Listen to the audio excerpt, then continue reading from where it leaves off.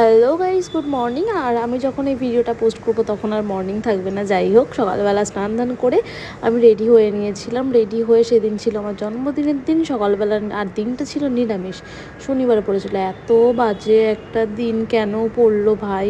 তারপরে নিরামিষ খেয়ে মানে পোলাও, তারপরে আলুর দম, পায়েস এইসব খেয়ে দিয়ে চলে গেছিলাম কাজে।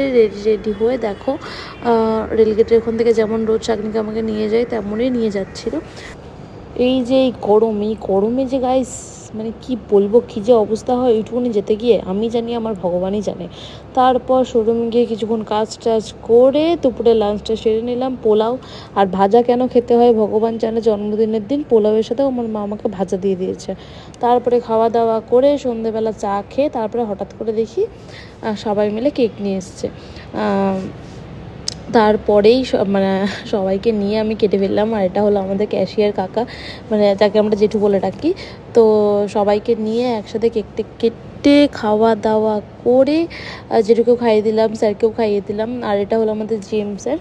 যাই হোক, তারপরে সবাইকে খাওয়া দাওয়া করে স্যারও আমাকে খাইয়ে দিচ্ছিলো। সেই সময় কিছু ফটো টটো তুলে আমরা চলে যাচ্ছিলাম বাড়ির দিকে। সেই টাইমে সবাইকে দেখিয়ে নিচ্ছিলাম। আর এই যে ইনি ক্যামেরা দেখলেই হাই করে, এখন কেন করলো না আমি জানি না। ওই করবেই, আমার তো জানা কথা যে উনি ক্যামেরা দেখলে একবার হলেও হাই করবে।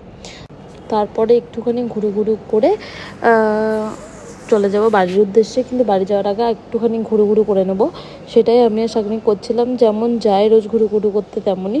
আর আজকে গেছিলাম যাত্রাপুর দোগাছি, ওই সব দিক দিয়ে ঘুরতে গেছিলাম। হঠাৎ করেই ওই পাড়া গ্রামের মধ্যে দিয়ে যেতে যেতে দেখলাম একটা ফুচকাওয়ালা যাচ্ছে। ফুচকাওয়ালাকে ডেকে দাঁড় করিয়ে দিলাম। তারপরে ফুচকা খেয়েছিলাম, কিন্তু আমি খাইনি, আমি এক পিসই খেয়েছিলাম, কারণ আমার টেস্ট অতটা ভালো লাগেনি। শাকনি খেয়েছিল। তারপরে ওখান থেকে আবার ঘুরতে চলে গেছিলাম বাড়ির দিকে। বাড়ি যাব, কিন্তু বাড়ি যাওয়ার আগে খালি হাতে যাব, নিরামিষ যতই হোক না কেন। তাও একটুখানি একটা কাকিমার দোকানে বললো আলুর চপ পাওয়া যায়, তাও পুরো নিরামিষ। আলুর চপ কিন্তু নিরামিষ হয় না গাইস, ওর মধ্যে একটু হলেও রসুন দেওয়া থাকে।